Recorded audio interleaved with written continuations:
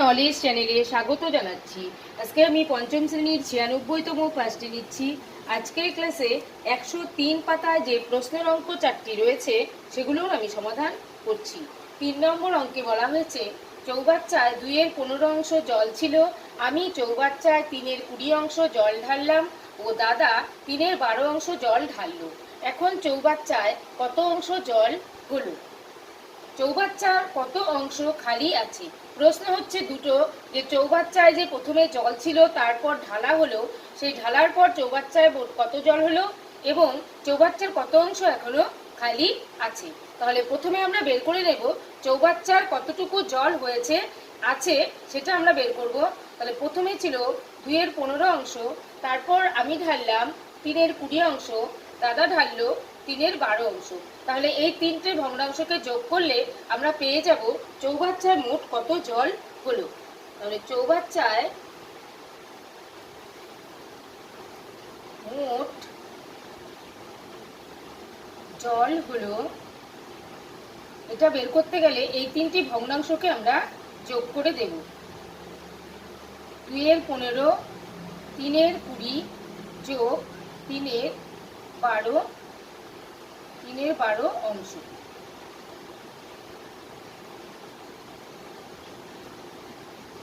এই ভগ্নাংশগুলোকে আমরা যোগ করব। যোগ করতে গেলে এখানে যে হরগুলো আছে সেই হরগুলোর লসাগু করে এই নিচে বসাতে হবে। 15, 20 এবং 12 হরের লসাগু আমরা করব, রাফে আমরা সেটা করে নেব। এবার লসাগু আমরা দেখতে পাচ্ছি যদি 2 দিয়ে দিই তাহলে দুটোকে যাচ্ছে, এরকম কোনো আমরা সংখ্যা পাবো না যেটাকে দিয়ে 3টাকে ভাগ করা যায়। সেক্ষেত্রে আমরা 2 মৌলিক সংখ্যাটাকে নিচ্ছি, 15কে যাচ্ছে না কিন্তু 20কে এবং 12কে যাচ্ছে। 10 দুগুণে 20, 6 দুগুণে 12। আমরা আবার 2 দিয়ে দিচ্ছি, 15 থাকছে, 5 দুগুণে 10, 3 দুগুণে 6। এবার আমরা 3 দিয়ে দেব, 3 5 15, 5 থাকছে 1। এবার দিচ্ছি 5 দিয়ে, 1 1 1। সুতরাং লসাগু এখানে আমরা লসাগু পাবো 2 গুণ 2 গুণ 3 গুণ 5। তাহলে আমরা লসাগু পেয়ে যাচ্ছি 60। আমরা এখানে লিখবো 60। এবার নিয়ম হচ্ছে এই যে হর আছে, হর দিয়ে এই লসাগুটাকে ভাগ করে ভাগফলটাকে বের করতে হবে। তাহলে 15 দিয়ে 60কে ভাগ করলে ভাগফল পাচ্ছি 4। এই 4 এই উপরে যে লব আছে তার সঙ্গে গুণ হয়ে বসবে। তাহলে 2 গুণ 4। এবার যোগ চিহ্ন। এবার এই হর দিয়ে এই লসাগুকে ভাগ করব, ভাগফল পাচ্ছি 3। উপরে যে লব আছে তার সঙ্গে 3 গুণ হয়ে বসবে। তারপর আবার যোগ চিহ্ন। এবার এই হর 12 দিয়ে 60কে ভাগ করব, তাহলে 5 12 60। তাহলে এখানে উপরের লব 3 এর সঙ্গে 5 গুণ হবে, এত অংশ। এবার আমরা গুণগুলো করে দেব। 4 দুগুণে 8 যোগ 3 তিরিক্ষে 9 যোগ 3 5 15, নিচে খাচ্ছে 60, তো অংশ। যোগটা আমরা করে দেব, যোগ করলে আমরা পেয়ে যাব 32। 32/60। এবার আমরা এটাকে লঘিষ্ঠ আকার নেব। আমরা যদি 4 দিয়ে কাটি, 4টা 32, 4 15 60। তাহলে আমরা পেয়ে গেলাম 8 এর 15 অংশ। আমরা যে উত্তরটা পেলাম এটা হচ্ছে চৌবাচ্চার কত অংশ জল হলো সেটা আমরা পেলাম। তাহলে চৌবাচ্চার জল হলো 8 এর 15 অংশ। এবার পরবর্তী প্রশ্ন, চৌবাচ্চার কত অংশ খালি আছে? এটা বের করার জন্য আমরা সম্পূর্ণ চৌবাচ্চা কতটা আছে সেটা এখানে পরিমাণটা দেওয়া নেই, তাই আমরা ধরে নেব, ধরি সম্পূর্ণ চৌবাচ্চার সম্পূর্ণ অংশ, ধরি সম্পূর্ণ চৌবাচ্চাটি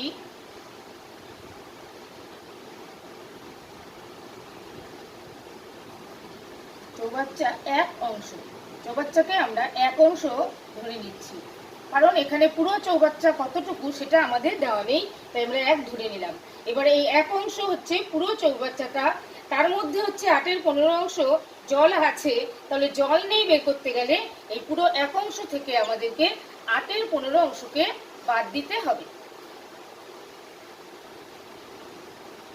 এখানেও আমরা লসাগু করব এখানে ধরে নেব হরে 1 আছে, তাহলে লসাগু 1 আর 15কে লসাগু করলে আমরা 15 পাবো।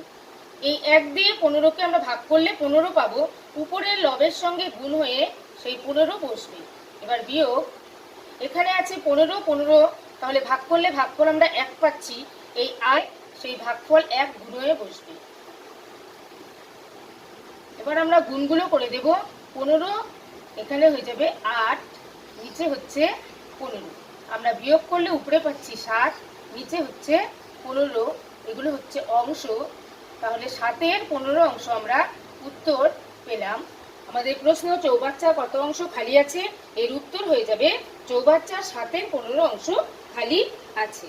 চলে যাচ্ছি পরবর্তী অঙ্ক 4 নম্বর অঙ্কে বলা হয়েছে একটি বাঁশের 2-এর 13 অংশ লাল, 1-এর 3 অংশ সবুজ এবং 8-এর 39 অংশ হলুদ রং করেছি, কত রং করা বাকি আছে। তাহলে এখানে আমাদের প্রশ্ন হচ্ছে, একটি প্রশ্ন হচ্ছে কতটুকু রং করা বাকি আছে, এটাই হচ্ছে আমাদের প্রশ্ন। তাহলে কতটুকু রং করা বাঁশটির কত অংশ রং করা হয়েছে সেটা আমরা আগে বের করে নেব। লাল রং হয়েছে 2-এর 13 অংশ, সবুজ রং হয়েছে 1-এর 3 অংশ এবং হলুদ রং হয়েছে 8-এর 39 অংশ। তাহলে মোট রং করা হয়েছে কতটা সেটা আমরা আগে বের করে নেব। আমরা লিখব মোট রং করা হয়েছে, এখানে আমরা যোগ করে দেব ভগ্নাংশগুলোকে, 2-এর 13 যোগ 1-এর 3 যোগ 8-এর 39 অংশ। এই ভগ্নাংশে যোগ করতে গেলে হরগুলোর লসাগু করে নিতে এখানে আমাদের বসাতে হবে। তাহলে এখানে আমরা রাফ করে নিচ্ছি, 13, 3 এবং 39 হচ্ছে এখানে হর। তাহলে এখানে আমরা প্রথমে দেব 3 দিয়ে দিলে 13কে যাচ্ছে না, 13কে নামিয়ে নিয়ে এলাম, এখানে হচ্ছে একবার 3-কে 3, 3 13 39। এবার আমরা দেব আবার 13 দিয়ে 1 1 1, সুতরাং আমরা লসাগু পাচ্ছি 3 গুণ 13, 3 13 39। এবার এই 39 আমরা এখানে বসিয়ে দেব। এখন এখানে 13 দিয়ে 39কে ভাগ করলে আমরা ভাগফল কত পাচ্ছি 3, এই লবের সঙ্গে উপরে লব যা আছে সেটার সঙ্গে সেই 3 গুণ করে বসাবো, যোগ আছে যোগ চিহ্ন। এবার এই 3 দিয়ে এই 39কে ভাগ করলে আমরা 13 পাচ্ছি, লব 1-এর সঙ্গে গুণ করব, সেই 13কে আবার যোগ চিহ্ন, 39 দিয়ে 39কে ভাগ করলে ভাগফল 1 পাচ্ছি, উপরে লব আছে 8, এই 8-এর সঙ্গে 1 গুণ হবে এত অংশ। গুণগুলো করে দেব, 3 দুগুণে 6 যোগ 13 যোগ 8, নিচে আছে 39, উপরে আমরা প্রত্যেকটি সংখ্যাকে যোগ করে দেব, যোগ করলে আমরা পেয়ে যাব 27। আমরা দেখব যে ভগ্নাংশটা এসেছে তাকে লঘিষ্ঠ আকারে পরিণত করা যায় কিনা। এটাকে লঘিষ্ঠ আকারে পরিণত করা যাবে, 3 দিয়ে করব, 3 নং 27, 3 13 39, তাহলে লঘিষ্ঠ রূপটা আমরা পেয়ে গেছি 9-এর 13। তাহলে মোট রং করা কতটুকু হয়েছে সেটা কিন্তু আমরা বের করে নিয়েছি, কত অংশ রং করা হয়েছে। এবার আমাদের প্রশ্ন হচ্ছে কত অংশ রং করা বাকি আছে। তাহলে বাঁশটি কতটুকু মোট দৈর্ঘ্যের সেটা কিন্তু আমাদের এই প্রশ্নে বলা নেই, সেক্ষেত্রে আমাদেরকে ধরে নিতে হবে সম্পূর্ণ বাঁশ হচ্ছে 1 অংশ। তাহলে আমরা লিখব ধরি সম্পূর্ণ বাঁশ সমান সমান 1 অংশ। পুরো বাঁশটা যদি 1 অংশ হয়, তার মধ্যে রং করা হয়েছে 9-এর 13 অংশ, তাহলে বাকি আছে কতটা সেটা বের করতে গেলে এই 1 থেকে আমাদেরকে বিয়োগ করে দিতে হবে। তাহলে 1 থেকে আমরা বিয়োগ করে দেব, যেটুকু রং করা হয়েছে সেটুকুকে আমরা বিয়োগ করে দেব। তাহলে যে অংশটা আমরা পাবো সেটাই হচ্ছে রং করা বাকি আছে। এখানে আমরা বিয়োগ করলেই লসাগু হবে, এই 1-এর নিচে আমরা ধরে নেব লব হচ্ছে হর হচ্ছে 1, তাহলে 1 আর 13কে লসাগু করলে আমরা 13 পাচ্ছি। এই 1 দিয়ে 13কে ভাগ করলে ভাগফল 13 আসছে। উপরের লব 1-এর সঙ্গে এই 13 গুণ হয়ে বসবে। বিয়োগ আছে, বিয়োগ চিহ্ন, 13 দিয়ে 13কে ভাগ করলে ভাগফল 1 পাচ্ছি। উপরের লবের সঙ্গে সেই 1 গুণ হয়ে বসবে, এত অংশ। তাহলে এখানে পাচ্ছি 13 বিয়োগ 9, নিচে হচ্ছে 13, তো অংশ।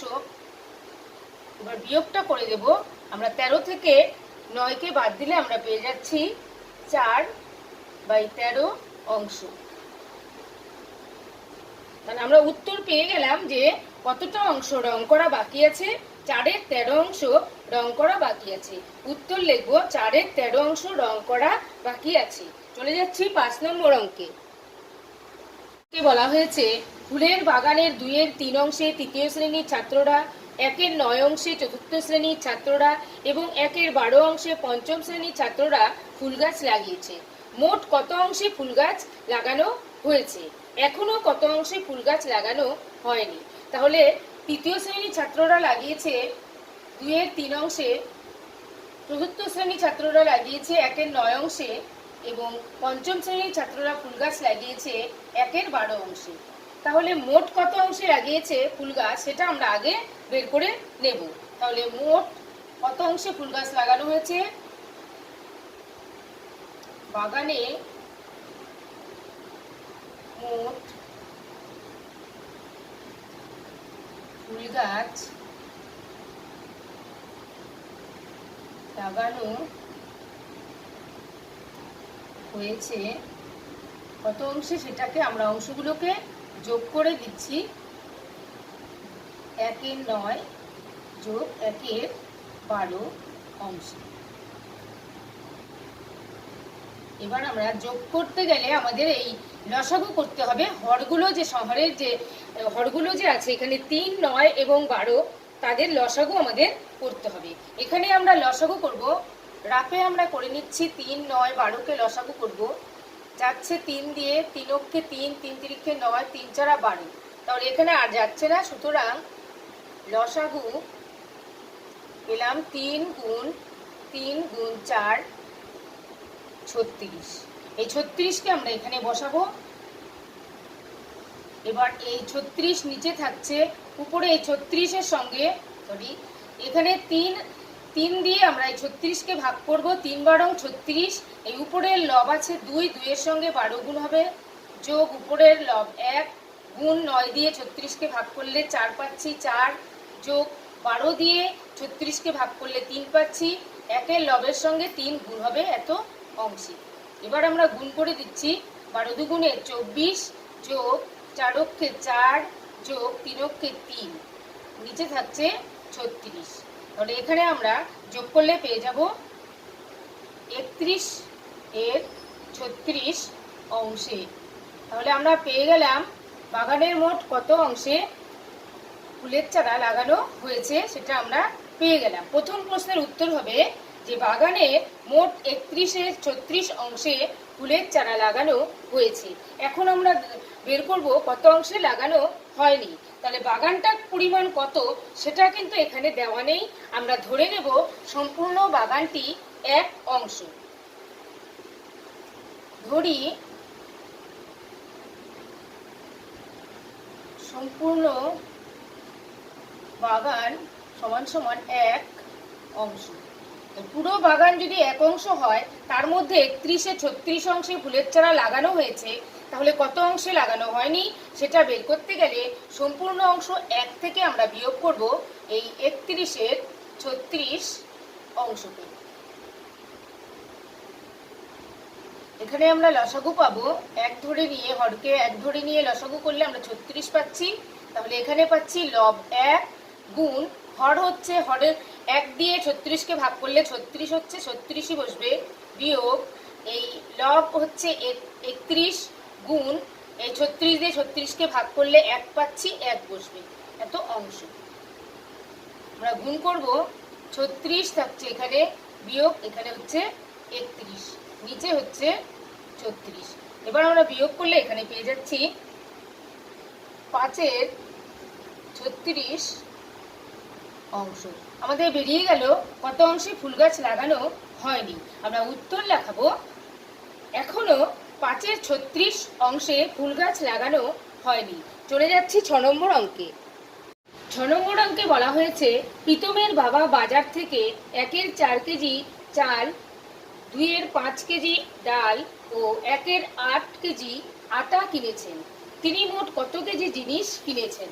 তাহলে চাল কিনেছেন 1-এর 4 কেজি, ডাল কিনেছেন 2-এর 5 কেজি এবং আটা কিনেছেন 1-এর 8 কেজি। তাহলে আমরা এখন মোট কত কেজি জিনিস কিনেছেন সেটা বের করব। তাহলে চাল, ডাল এবং আটা মিলে মোট কতটুকু কিনেছেন সেটা আমরা বের করে নেব। তাহলে এখানে আমরা যে সমস্ত চাল ডালের পরিমাণগুলো আছে সেগুলোকে তুলে নিচ্ছি।